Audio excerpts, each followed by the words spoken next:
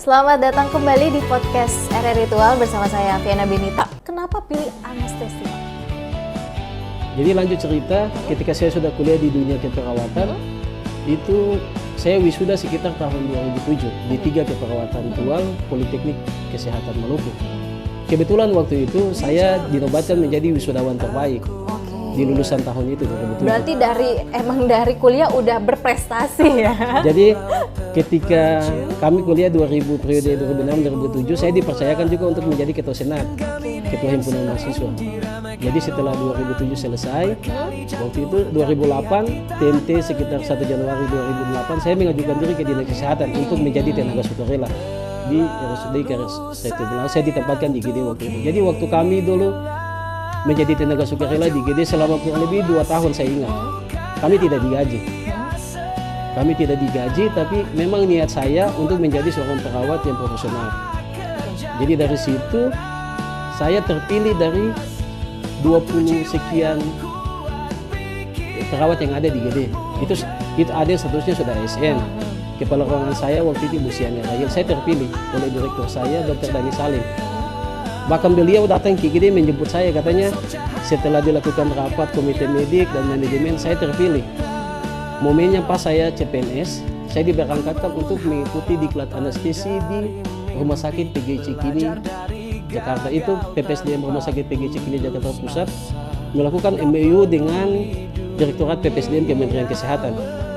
Jadi rumah sakit kita ini sudah kurang lebih 4-5 angkatan di tahun itu mengirim perawatnya untuk diklat ke Rumah Sakit PGI Cikini.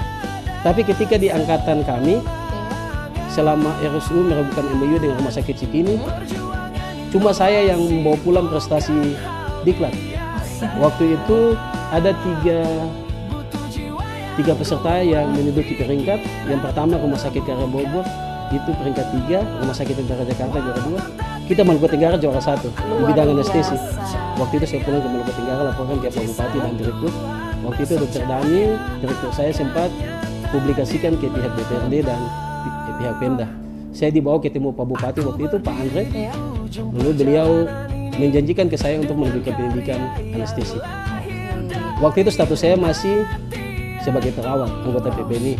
Tapi saya sudah dikasih diklat anestesi. Oke, luar biasa Pak. Nah, tadi kita dengar dari banyaknya RS yang ikut diklat itu ya, Bapak perwakilan dari Maluku Tenggara bisa juara 1 gitu ya, juara 1. Nah, semangat apa sih Pak yang dibawa dari, maksudnya kalau misalnya kita lihat kita jauh ya dari pusat ya, tapi kalau tadi kita dengar tuh, wah Bapak ayo ikut ini, gas, disuruh ikut apa, gas. Nah itu semangatnya apa yang Bapak bawa sampai ke nasional itu Pak?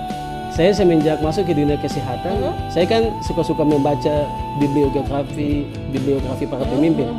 Saya ini terinspirasi pada seorang tokoh kesehatan. Mungkin dalam dunia politik dia juga dikenal, patungnya sudah dipasang di depan jembatan JMP itu, Dr. Jelemena. Itu menjadi inspirator saya. Bahwa kita orang Maluku, daerah DTPK, itu terkadang kita merasa tersisih di nasional. Padahal kita tidak pernah menyadari bahwa hanya dengan doa dan kerja keras seseorang itu mencapai prestasi. Ya terkadang kita sampai ke nasional, kita lihat teman-teman dari suku Jawa, Kalimantan, Sumatera, itu terkadang kita minder. Padahal yang mengantar kita ke prestasi itu bukan daerah DTPK atau daerah pusat. Tetapi doa dan usaha dan kerja keras yang mengantarkan kita menuju prestasi. Jadi bukan dari mana tempatnya, tapi bagaimana orangnya ya Pak, dari orangnya sendiri.